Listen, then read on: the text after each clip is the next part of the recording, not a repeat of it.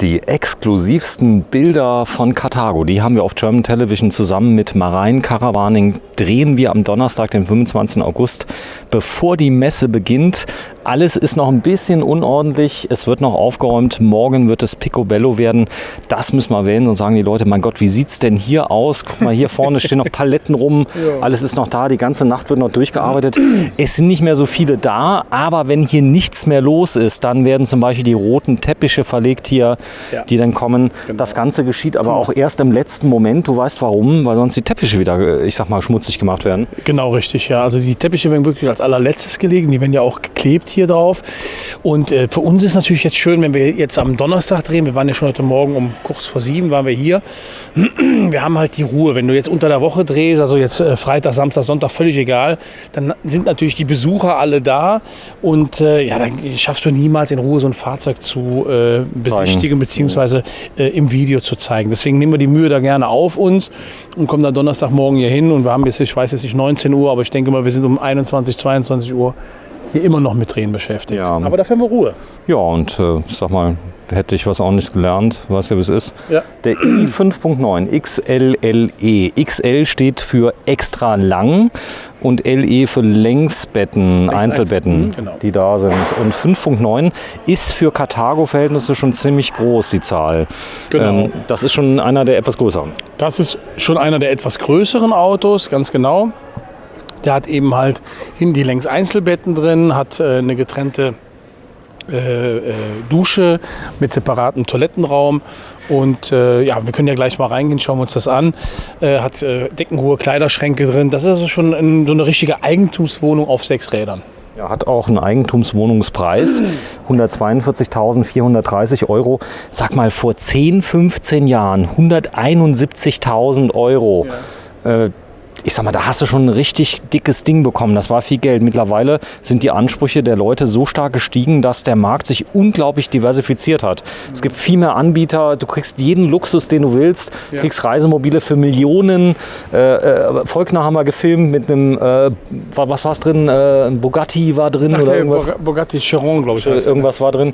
Also das ist so. Das hier ist ja jetzt, ich sag mal, das sind jetzt keine Multimillionäre, die Yacht jetzt irgendwo in Cannes liegen haben, sondern das sind, ich sag mal, nette Leute, die du dann am Campingplatz wiederfindest, die sagen, hier, ich verbringe meinen Lebensabend die nächsten 10, 20 Jahre in so einem Ding.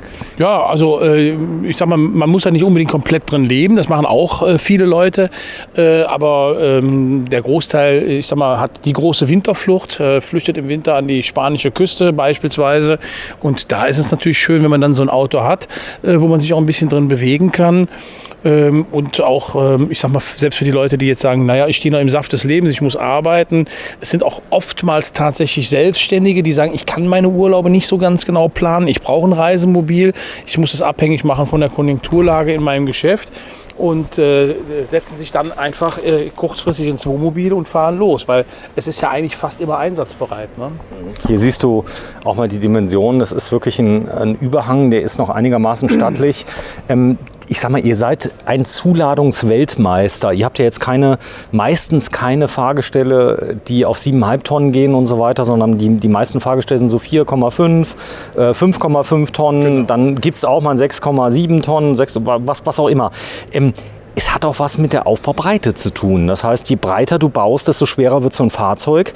Es hat viele Nachteile, breit zu bauen. Es hat auch Vorteile, aber die Karthago-Kunden stehen drauf. 2,27 Meter? Ja, 2,27 Meter ist die Breite. Klar ist ein Auto, wenn es 2,35 oder 2,40 ist, diese Raumbreite, die merkt man sofort, wenn man so ein Auto betritt. Das ist so. Aber ich wohne ja nicht nur in dem Auto, sondern ich muss es ja irgendwo auch bewegen.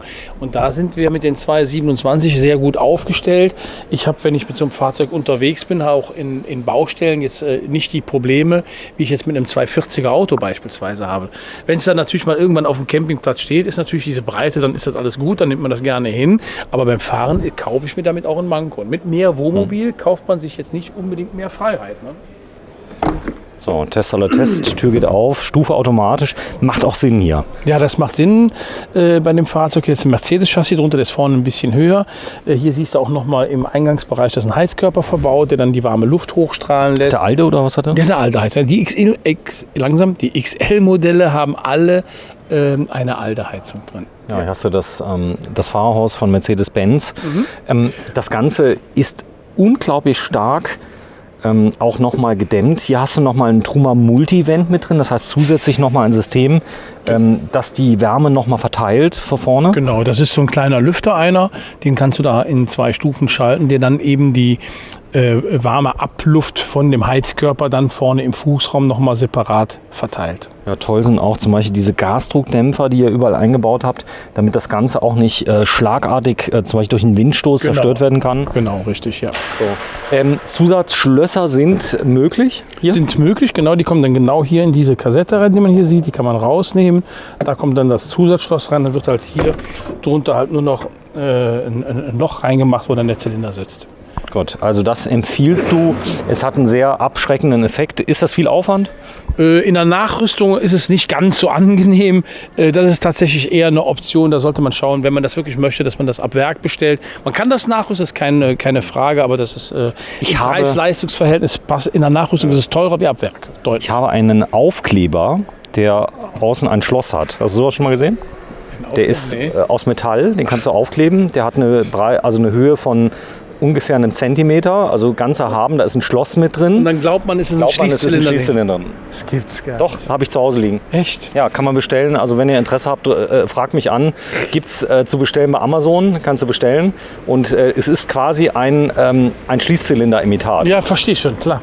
Ja. Es gibt alles. Ja, weil ich sag mal, das ist ein Effekt, den finde ich durchaus für angenehm, weil wenn irgendwo mehrere Reisemobile stehen und da ist eins dabei, was ich sag mal von der Optik her alleine schon stark verschlossen ist, durch Zusatzschlösser etc., ist das natürlich das Mobil, wo ich als letztes dran gehen würde. Ne? Von daher ist es schon eine Abschreckung, wenn man da beispielsweise dein Imitat verbaut. Es gibt auch eine tolle Zusatzlösung, nennt sich Bosch Spexor. Hast du das mal gehört? Nein, was ist das? Das ist ein kleines Gerät, also das mit dem WLAN verbunden wird, hat auch eine SIM-Karte drin und das hat alles eingebaut, was eine Alarmanlage hat. Das heißt also, wenn irgendjemand reingeht, gibt es Alarm, du kriegst aufs Handy signalisiert, musst keine Installation machen, stellst es einfach nur auf den Tisch. Okay. Das ist alles. Und dann gibt es auch Alarm. Du siehst auch die Temperatur vom Wohnmobil, alles. Und könnt ihr mal googeln, Bosch Spexor heißt das Ganze. Mit X und hier sieht man Chick C-Line i5.9 XLLE. Auch hier gibt es 2 verschiedene Varianten. Draußen stand der Fiat, hier ist jetzt Mercedes-Benz angezeigt. Wie hier steht 185.525 €. Wer sich auskennt, das sind die Preise im Moment, oder? Ja, da wird sich auch nichts dran tun. Wenn einer jetzt glaubt, das wird irgendwann billiger und warte mal ab, das darf man gerne machen. Da wird in den nächsten Jahren preislich ganz sicher nichts nach unten passieren. So, die Leute schreiben mir andauernd, wartet mal ab, es wird eine Schwemme an Gebrauchtfahrzeugen geben. Merkst du was davon? Du musst ja was werken. Also wir suchen ja händeringend Gebrauchtfahrzeuge. Wir haben ja auch dafür eigens nochmal eine Webseite ins Leben gerufen. Billiger Wohnmobilekaufen.de, genau. Da kommen auch tatsächlich Rückläufer, leider nicht in der Menge, wie wir sie auf dem Handelsplatz gebrauchen können. Also die Schwemme gibt es noch nicht? Nee, die Schwemme wird es nicht geben. Und selbst wenn der Schwamm kommt, wird es tatsächlich von der steigenden Zielgruppe, die nun mal die geburtenstarken Jahrgänge sind bis 2030 definitiv eine steigende Gruppe, wird davon wieder aufgesaugt. Also ich sag mal, vergesst es. Es wird nicht der Fall sein, dass die Höfe mit Gebrauchtwagen vollstehen in den nächsten 2-3 Jahren. Nein. Boah, hat der Platz? Ja, ohne Ende. Ne? Außer dieses XL-Bad, wenn man hier reinguckt. Ich habe gedacht, wir hätten 227. Wo sind die 20 cm, die fehlen? Nee, die 227 nochmal. Wir messen Alu. Es geht ja eigentlich gar nicht um die Außenbreite. Ich finde, wenn man jetzt ins Auto reingeht, ist doch eigentlich viel mehr entscheidend, was habe ich für eine Innenbreite im Fahrzeug. Ja? Und da sind wir in der Innenbreite schon relativ weit vorne gegenüber. Aber ihr habt den 2x2 Meter Bett hier drin. Genau, 2x2 Meter. Ich kann das auch nochmal hier rausziehen, kann einen Keil reinlegen, um halt dementsprechend... Ihr habt ein 2x2 Meter Bett auf 2,27 Gesamtbreite. Ja, das ist so. Da kannst du jetzt wirklich einmal komplett quer dran schlafen. Kannst quer drin schlafen, längs drin drin schlafen. Ja. Mit 2 Kindern, mit einem Kind, egal. Ja, kannst du einen Hund mit reinnehmen, wenn du Bock drauf hast. Unser Sohn, der ist ja jetzt 10, der lag jetzt in Cuba, lag der bei uns in der Mitte. Das ging. Okay. Allerdings muss ich sagen, der hat so Seile drin, so 4 so kleine, dünne, die sind so wie so Schnürsenkel. Das hier erscheint mir ein bisschen stabiler. Wie schwer darf ich denn sein, um hier aufs Bett zu gehen? Ja, N? Wie viel? Nee, N ist so ein Platzhalter für alles. Also ich sag jetzt mal, wenn hier einer 200 Kilo wiegt und die Leute sind ja noch nicht, die gibt es ja nicht jeden Tag, dann sollte das kein Problem sein. Das muss das Auto können, das kann das auch. Habt ihr es gehabt schon, schwere Menschen? Ja, wir haben schon schwere Menschen gehabt, aber so, ich sag jetzt mal, dass einer hier nicht mehr ins Bett kann. Also sorry, das kann ich mir jetzt gar nicht vorstellen. Gut. Die Aufbautür begrenzt ja auch gewisse, ich sag mal, Leute, die da sind. Nee, du lachst jetzt drüber, viele Menschen. Also es gibt Menschen, die sind krank, Menschen, die können nicht gut laufen, Menschen, die sind schwer. Gerade bei Fahrrädern haben wir das Thema Gesamtsystemgewicht, ein Megathema. Die meisten Fahrräder können das nicht. 140 Kilo mit Fahrrad. Wenn du da, ich sag mal, 120 Kilo wiegst, das Fahrrad wiegt 30 Kilo, ist es nicht mehr zugelassen. Okay, ja. Schon ein Witz, ne? Ja, nee, aber mache ich mir so keine Gedanken, obwohl ich nicht zu den Leichtgewichten gehöre mit 108 Kilo. Vielleicht muss ich mal anfangen, mir auch solche Gedanken zu machen. Also hier mit dem Bett, da gibt es also jetzt kein Problem. Nein. Okay, super. Das Bett hebst mal hoch, da können wir nochmal drüber gucken. Schlafkomfort ist, glaube ich, bei Carthago das A und O. Und ihr habt wirklich Betten im Programm, bei denen die meisten die Rückmeldung geben, man schläft besser als zu Hause. Aber ist das nicht auch ein Urlaubseffekt, dass du weg bist von zu Hause? Ja, ich glaube, das ist auch viel Kopfsache, genau wie du es gerade sagst. Man ist im Reisemobil, man weiß jetzt irgendwie, jetzt beginnt eine entspannte Zeit. Zumindest sollte das so sein, wenn man in Urlaub fährt. Und von daher ist das, glaube ich, auch Großteil eine Kopfsache. Ne? Hier sieht man nochmal, dass die Matratzen halt also wirklich auf diesen flexiblen Tellern halt aufliegen. Die Matratze liegt also jetzt nicht einfach nur auf dem Brett drauf. Hinten läuft ein Heizungsrohr entlang.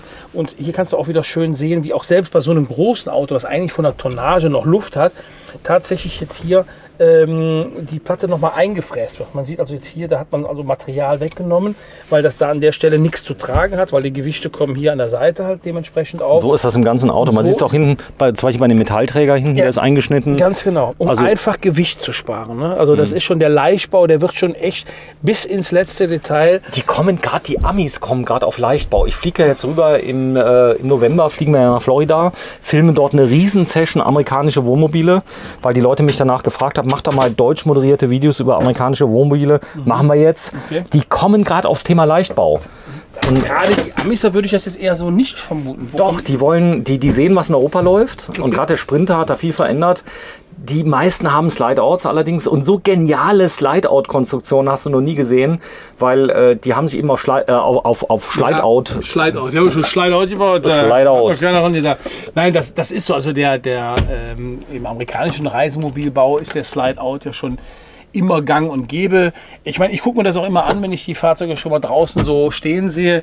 Und da muss man schon ganz klar sagen, wenn ich jetzt ein Slide-Out sehe von einem Vario oder von einem Faulkner oder meinetwegen auch einem Morelo und gucke mir dann von einem amerikanischen Fahrzeug an, das ist dann schon etwas einfacher gemacht. Ne? Also ich glaube, bei dem Ami steht die Funktion eher im Vordergrund, wie das Filigran. Ja, auch nicht mehr. Die machen ist das so, ja? Machen das echt. Also die ich mir jetzt so angeguckt habe, ich meine jetzt keine neuen. Runter, also die sind ja auch nicht billig. So ein Ding kostet auch, so ein Sprinter kostet auch $200.000. Wenn du da bist, also die haben auch nichts da für 80.000. Aber jetzt ist natürlich interessant für die ganzen Amerikaner, der Euro ist so billig geworden. Deswegen können die jetzt, du kannst zwar keine Fahrzeuge importieren, aber ich sag mal spezielle Dinge, die vielleicht aus Deutschland kommen, wir werden sehen. Ich bin mal sehr gespannt, wie sich das Ganze entwickelt. Komm mal rüber, ich zeig dir mal den Toilettenraum oder euch mal den Toilettenraum. Wollen ja nicht absingen. Aber du sagst, die Zukunft von Reisemobilen, also das, was die Leute unken draußen, kannst du nicht nachvollziehen. Also die Nachfrage ist enorm. Fahrzeuge, ich sag mal, hast du schon alle verkauft, die 23er, oder hast du noch welche frei? Nein, um Gottes Willen. Nee. Also wir sind gut bestückt von Stückzahlen und von Bauplätzen. Wir können also auch innerhalb von 10 bis 12 Monaten liefern. Das ist zumindest ein Stand der Dinge heute. Jetzt, wenn die Messe beginnt, wird das natürlich dahinschmelzen, keine Frage. Aber wir sind da gut bestückt. Wir sind Carthago und Malibu Exklusivhändler und haben auch dementsprechend dann halt die Kontingente. Bist du auch in Stuttgart eigentlich? Das schaue ich mir an. Also muss ich ganz ehrlich sein, kann dieses Jahr nicht zusagen, ob wir nach Stuttgart fahren. Ich glaube, da müssen wir mit Karthago auch nochmal... Ich muss ja fragen, du zahlst für den Standauftritt mit? Ja, natürlich zahlt man dafür mit. Das ist also für uns nicht kostenlos. Das hat aber nichts mit dem Geld als solches zu tun, sondern ich glaube, es ist viel wichtiger, dass man in Stuttgart dann jetzt dieses Jahr, oder vielmehr nächstes Jahr ist das Jahr, die regionaleren Händler hält. Ich glaube jetzt, ich aus Du Aachen siehst Stuttgart schon als Regionalmesse, oder? Das hier ist so die Leistungsschau? Das ist eine internationale Messe, das ist eine Leistungsshow. Hier ist ganz Deutschland, ganz Europa vertreten. Hier muss eigentlich jeder Händler hin. Ja.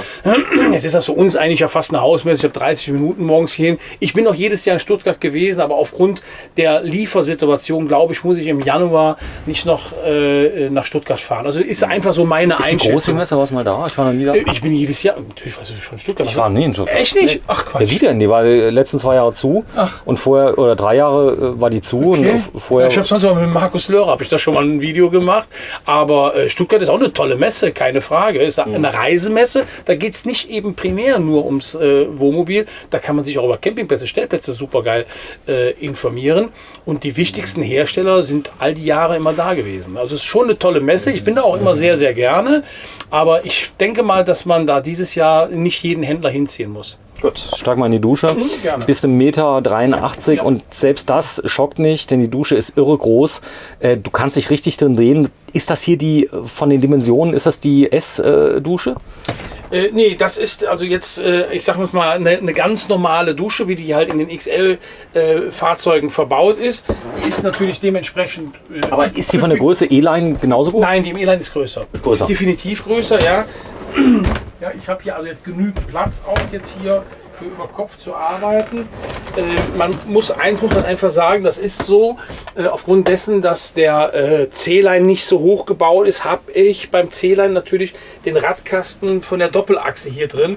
Mich stört das jetzt nicht, aber es gibt Leute, die sagen, naja gut, okay, das möchte ich nicht haben. Im E-Line ist das nicht der Fall, weil dann halt dementsprechend Und das kleinere Ganze, Personen, die bräuchten eigentlich nur so ein Böckchen, oder? die bräuchten eigentlich nur so. Na, also du kannst damit leben, das ist überhaupt kein Problem. Also das ist jetzt nichts Störendes in dem Sinne. Wenn jetzt natürlich einer mega korpulent ist, kann ich mir schon vorstellen, dass er sich vielleicht an den Radkasten stört. Das ist aber im C-Line ist das einfach so. Insbesondere jetzt hier bei dem Dreiachser. Ne? So, sehr schön. So, geh mal bitte, komm, wir zeigen im Schnelldurchlauf nochmal kurz die Schränkchen. Ja, hier schöne Schränkchen nochmal drin, wo man wieder allerhand Utensilien unterbringen kann. Dann hier dementsprechend vernünftigen Wasserhahn drin, der ist auch von der Haptik vernünftig. Waschbecken groß ausgefallen. Dann hier schöne Schränke drunter, 3 Stück für Handtücher, Waschlappen war doch immer unterzubringen. Ja, so sieht es aus. Hier habe ich auch nochmal eine Raumteilertür. Ich weiß gar nicht, ob ich die ihm gezeigt habe. Ich glaube nicht. Dann kann ich nach vorne nochmal den Raum separieren. Und Alles feste Türen bei Alles euch. feste Keine, Türen. Wir Das ist reden nicht also- von Lamellen-Vorhängen. Nein, das ist schon hier aber nochmal eine schöne Ambientebeleuchtung drin. Und überall im Boden habe ich halt Stauräume, wo ich an den Doppelboden rankomme. Ich mache das nochmal gerade auf, dann kann man da reingucken. An den Doppelboden rankommen. Und die tiefen Stauräume, die befinden sich natürlich hier im vorderen Bereich des Fahrzeugs. Hier habe ich eine große Bildenklappe. Und wenn ich die öffne, dann öffnet sich hier wirklich echt ein Kellerraum. Ne? Ja. Schön. Da ist es. Wir haben wieder mal Entfall Hupet. Ja, werden definitiv morgen weitermachen, beziehungsweise am Sonntag müssen wir machen. Heute sind wir nicht ganz fertig geworden. Wir waren aber sehr engagiert. 40 Zoll Fernseher. Hier hast du vielleicht eine ganz tolle Sache mit dem Fernseher. Das Thema 40 Zoll, als das kam, haben sich die Leute wirklich vor große Herausforderungen gesehen, weil die hatten gerade den 32 Zoll reingebracht. Ja, ich glaube, ganz lange war ja Stand der Technik 24 Zoll, oder? Ja, also ich kenne noch die Zeit mit 19 Zöllern, ja. Und dann kam 24 Zoll, 32 Zoll. Ich sage jetzt, ist mal eine Größe, ja, die finde ich schon im Wohnmobil sehr angenehm. Aber 40 Zoll. 40 Zoll, das ist schon echt ein Brecher. Ja, ist schön nice to have, aber das muss nicht zwingend im Reisemobil sein. Aber es ist bei uns möglich und deswegen, warum sollen wir den nicht reinbauen? Das ist ja auch jetzt keine Kostensache mehr. Ob du heutzutage einen 32er verbaust oder einen 40er verbaust, die kosten ja heute nicht mehr so die Welt. Sagt Andreas Marein, Chef von Marein Caravaning, wir drehen drehen weiter in der Woche. Du wirst auf deinem Kanal erstmal die Videos ausstrahlen, also ganz, ganz schnell. Das ist so, wir werden, ich denke mal, das Rundgang-Video werden wir mal relativ schnell vorziehen, dass wir den Leuten mal ein bisschen... Halte ich für wichtig, dass wenn die Besucher jetzt am Wochenende kommen, dass die schon eine Möglichkeit haben, sich zu orientieren. Also guck mal, dass wir das auf jeden Fall am Samstag senden spätestens, wenn es dann kommt, vielleicht sogar schon morgen. Das wäre eigentlich ideal. Ja, ich merke schon, Wink mit dem Zaunfall. Ich brenne. Du brennst, ja. Wir drehen am 25. August. Heute ist Donnerstag und morgen geht's los. Offizieller Tag, ein Preview-Tag, der ein bisschen teurer ist. Bin mal sehr gespannt, was morgen abgeht. Tschüss, Andreas. Ciao. Tschüss.